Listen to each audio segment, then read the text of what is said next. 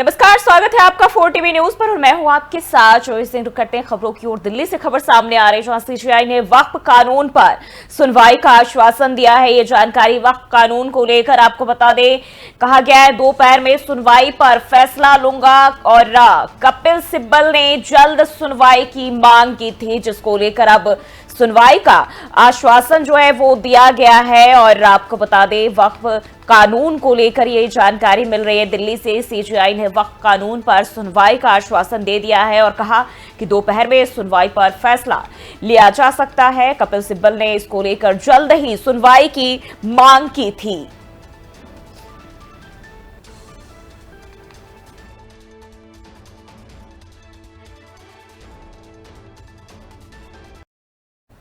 बढ़ते हैं आगे। जम्मू कश्मीर विधानसभा में वक्फ संशोधन अधिनियम पर स्थगन प्रस्ताव को लेकर स्पीकर द्वारा अस्वीकार किए जाने के बाद जमकर हंगामा हुआ। स्पीकर अब्दुल रहीम राठौर ने कहा कि मैंने नियम देखे हैं और नियम 58 के अनुसार जो भी मामला न्यायालय में विचाराधीन है उसे स्थगन के लिए नहीं लाया जा सकता है, चूंकि यह मुद्दा सुप्रीम कोर्ट में है और मुझे इसकी एक प्रति मिली है और इसलिए नियम स्पष्ट रूप से कहता है कि हम स्थगन प्रस्ताव के माध्यम से चर्चा नहीं कर सकते हैं। तो जम्मू कश्मीर विधानसभा में वक्फ संशोधन को लेकर यहां भी हंगामा देखने को मिला। और जो है इस दौरान आपको बता दें, एक बार फिर से देखिए तो जिस तरीके से वक्फ कानून पेश होने के बाद देश भर में अलग अलग जगहों पर इसको लेकर विरोध जताए जा रहे हैं, तो जम्मू कश्मीर विधानसभा में भी कुछ यही हालात बने रहे और जमकर हंगामा देखने को मिला। और बताया जा रहा है स्पीकर ने इसको अस्वीकार किया और इस दौरान जमकर हंगामा देखने को मिला।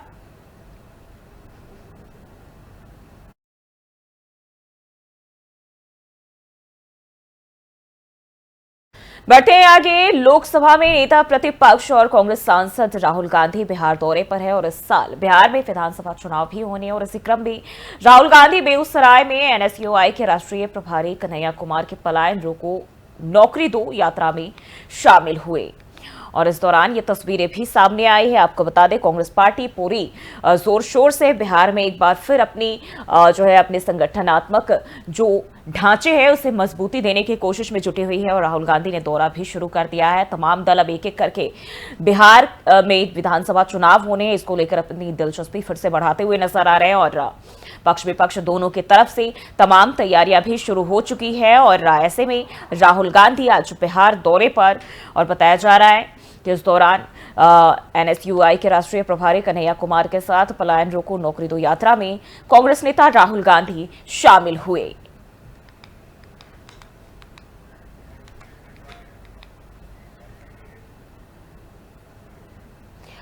और केंद्रीय मंत्री गिरिराज सिंह ने लोकसभा में विपक्ष के नेता राहुल गांधी के बिहार दौरे पर अपना बयान दिया। अपना बयान देते हुए उन्होंने कहा कि वे पहले अपना पलायन तो बचा ले, कभी उत्तर प्रदेश से केरल से कभी केरल से बिहार और उनके आने से कोई फर्क नहीं पड़ता है।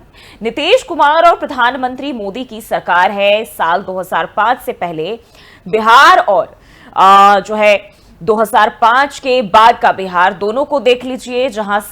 जहां वे बेगूसराय जा रहे हैं, उनके पिता ने 1985 में कहा था कि वे वहां पेट्रोकेमिकल बनाएंगे।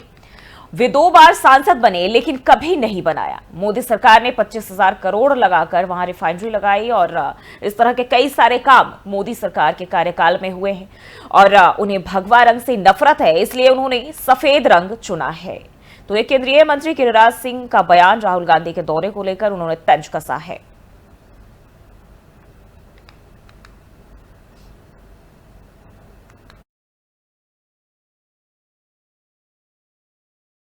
पहले अपना पलायन तो बचा लें कि कभी यूपी से केरल, केरल से यूपी, बिहार में उनके आने से कोई असर नहीं पड़ने वाला है। बिहार में वो आवे, घूमे, भरम फैलावे। नीतीश कुमार और मोदी की सरकार है। 2005 के पहले का बिहार, 2005 के बाद के बिहार में देखें। यहाँ इंफ्रास्ट्रक्चर, यहाँ सड़क बना है, रोड बना है, गंगा पर पुल बना है, रोजगार मिला है। 8 लाख लोगों को सरकारी नौकरी नीतीश कुमार ने दी है। आगे भी 4 लाख देने वाले हैं। जहां वो जा रहे हैं बेगूसराय, बेगूसराय में कल भी मैं कहा, आज भी कह रहा हूँ, उनके पिताजी 85 में कह के गए थे कि पेट्रोकेमिकल्स बनाएंगे। 2 बार एमपी बने, कभी नहीं बनाए। पहले अपना पलायन तो बचा लें। और पटना से एक और खबर सामने आ रही। राहुल गांधी के दौरे पर अब बयानबाजी का दौर जारी है। नित्यानंद राय ने भी अपना बयान दिया है और केंद्रीय मंत्री नित्यानंद राय ने लोकसभा में नेता प्रतिपक्ष राहुल गांधी के बिहार दौरे पर कहा है कि राहुल गांधी बिहार आए, वे जहां भी जाते हैं सबसे पहले अपने गठबंधन और अपनी पार्टी के लिए समस्याएं खड़ी कर देते हैं। यहाँ वे तेजस्वी के लिए समस्याएं खड़ी करने आ रहे हैं और लालू जी की पार्टी जंगल राज स्थापित करने वाली पार्टी है। बिहार की जनता ने भ्रष्ट लोगों को नकार दिया है, वे चाहते हैं अब विकास करना।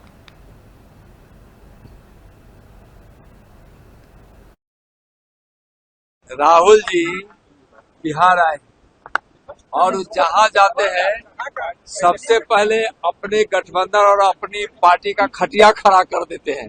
तो यहाँ तेजस्वी यादव का खटिया खड़ा करने के लिए राहुल जी आए। संविधान बचाओ कार्यक्रम में भी भाग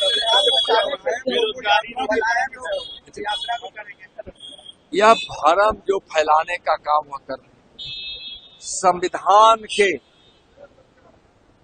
सच्चे पुजारी और संविधान की मूल भावनाएं सबका साथ, सबका विकास, गरीबों का कल्याण, युवाओं को रोजगार और देश की उन्नति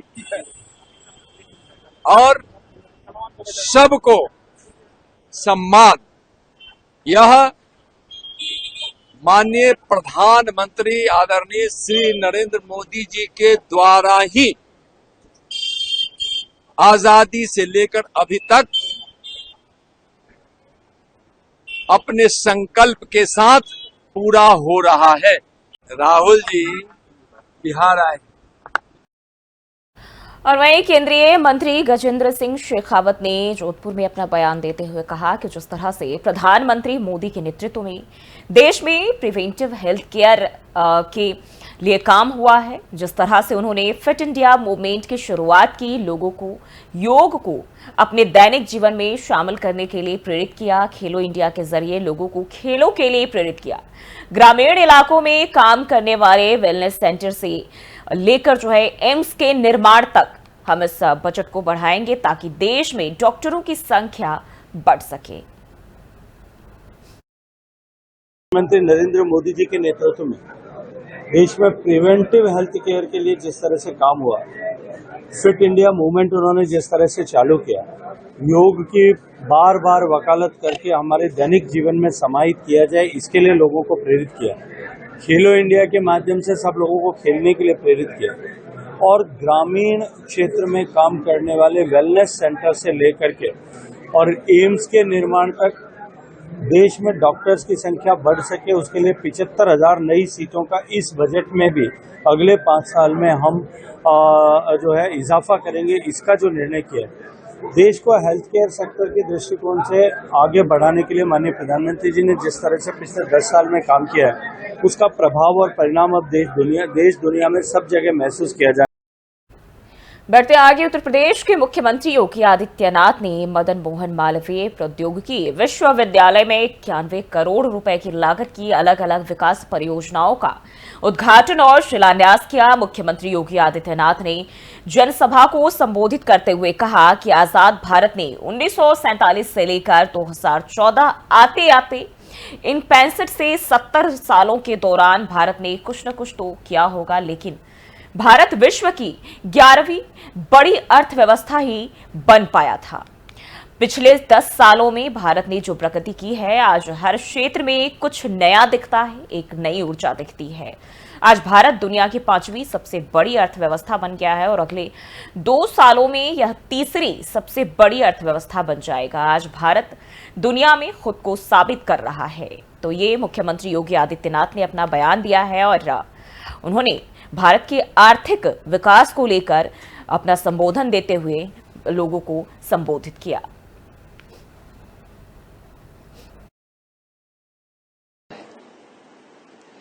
यानी आजाद भारत में 1947 से लेकर के 14 तक आते आते इन 65 से 70 वर्षों के दौरान भारत ने हर एक क्षेत्र में कुछ न कुछ तो किया होगा, लेकिन भारत दुनिया की केवल 11वीं अर्थव्यवस्था बन पाया था। और पिछले 10 वर्ष के अंदर भारत ने जो प्रगति की, हर एक क्षेत्र में आज आप देखते होंगे कुछ नयापन देखने को मिलता है, एक नई ऊर्जा, एक नया उत्साह, एक नया उमंग हम सबको देखने को मिलता है। आज भारत दुनिया की 5वीं बड़ी अर्थव्यवस्था बन गया है और अगले 2 वर्ष के अंदर भारत दुनिया की 3री बड़ी अर्थव्यवस्था बनने वाला है। यानी आजाद भारत में 1947 से लेकर के 2000। बढ़ते हैं आगे। अमेरिकी राष्ट्रपति से टैरिफ की वजह से जो है दुनिया भर की अर्थव्यवस्था में आई अस्थिरता और शेयर मार्केट की गिरावट देखने को मिल रही है। दरअसल हाल ही में ट्रंप ने कहा था कि भले ही इसका असर फिलहाल बाजारों पर पड़ रहा हो, लेकिन यह अमेरिका की दीर्घकालिक सेहत के लिए बेहद जरूरी है। वहीं मुंबई में सेंसेक्स की बात करें तो 2805.69 अंक नीचे यानी कि -3.72% की गिरावट के साथ 72,567.96 पर जो है ये कारोबार कर रहा है। तो अब शेयर मार्केट की जो गिरावट है अब चिंता का विषय बनता जा रहा है।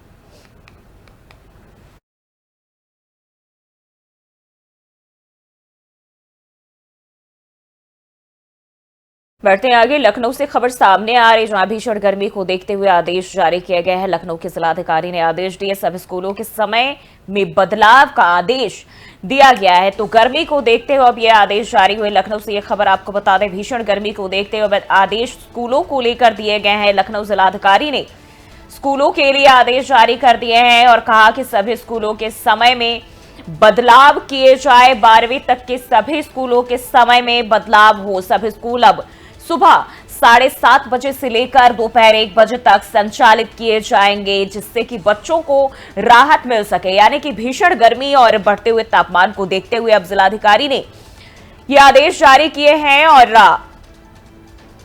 कहा है कि सभी स्कूल अब जो है सुबह 7:30 बजे से लेकर दोपहर 1 बजे तक संचालित किए जाएंगे और साथ ही साथ 12वीं तक के सभी स्कूलों के समय में बदलाव किए गए हैं। तो जिलाधिकारी की ओर से आदेश जारी और भीषण गर्मी को देखते हुए फैसला लिया गया है, क्योंकि एक बार फिर से देखें तो गर्मी अब कहर ढाने को उतारू है और ऐसे में जिलाधिकारी की ओर से जो है ये फैसला लिया गया है, आदेश जारी किए गए हैं।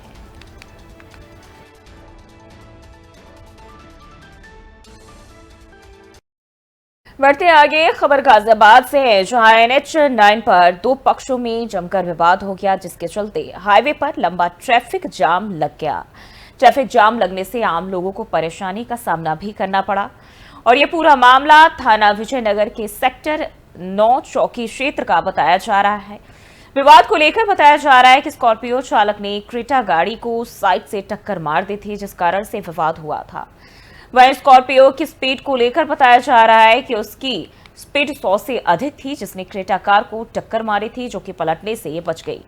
और इस हादसे को लेकर यह भी बताया जा रहा है कि क्रेटा कार में एक परिवार भी मौजूद था, लेकिन वह बाल बाल बच गया और इस हादसे के बाद कार सवार एक को छोड़कर सभी फरार हो गए वहां से और फिलहाल पुलिस मौके पर पहुंची है और गाड़ी को अपने कब्जे में लेकर जांच पड़ताल शुरू कर दी है।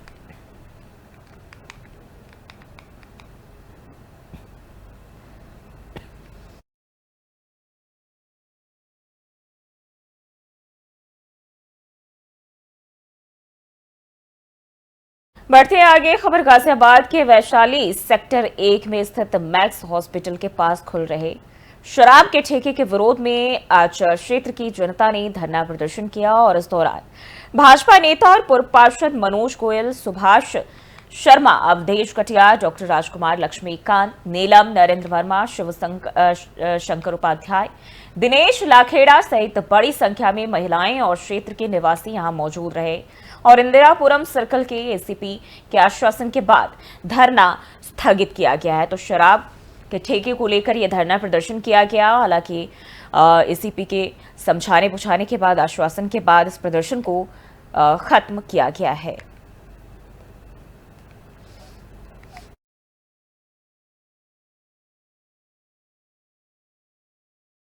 बढ़ते हैं आगे। NH 9 पर स्कूटी सवार महिला से चेन लूटने की कोशिश की गई है। गाजियाबाद से ये जानकारी सामने आ रही है और इस दौरान चीना झपटी में महिला स्कूटी से गिरकर घायल हो गई। महिला के चेहरे पर और पैर में इस दौरान चोटें भी आई है। वहीं पीड़िता ने घटना का वीडियो बनाकर वायरल कर दिया। बताया जा रहा है कि यही वह हाईवे है जहां पहले भी एक छात्रा की लूट के दौरान मौत हुई थी और पूरा मामला वेव सिटी थाना क्षेत्र का बताया जा रहा है।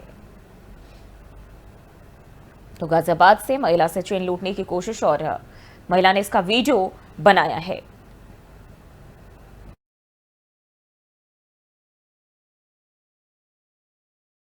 तो फिलहाल के इस बुलेटिन बस इतना ही। देश और दुनिया की तमाम खबरों के लिए देखते रहिए 4 TV न्यूज।